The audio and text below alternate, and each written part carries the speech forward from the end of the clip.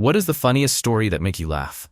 When someone asks me about the funniest moment that never fails to make me laugh, one particular day for my old office job always comes to mind. It was summer.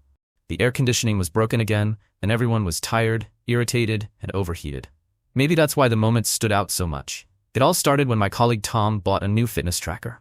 He was obsessed with it, constantly showing us his step count, his heart rate after climbing the stairs, and even claiming that the tracker detected stress when the boss emailed him. Naturally, we teased him about it. One afternoon, Tom decided he wanted to prove that the tracker measured everything with perfect accuracy. So he came up with a scientific experiment. He said he wanted to test if the tracker would record an increase in his heart rate if he got scared. Not strange on its own, except he chose our colleague Peter to help, a guy known for slow reactions and daydreaming his way through the workday.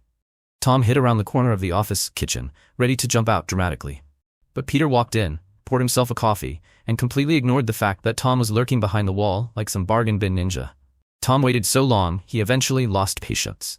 He sprang out from behind the corner and yelled, "Boo!" so loudly the mugs on the shelf rattled. Peter just turned his head slightly and said calmly, "Why are you shouting?" But Tom was so focused on his big moment that he forgot the kitchen floor had been freshly mopped.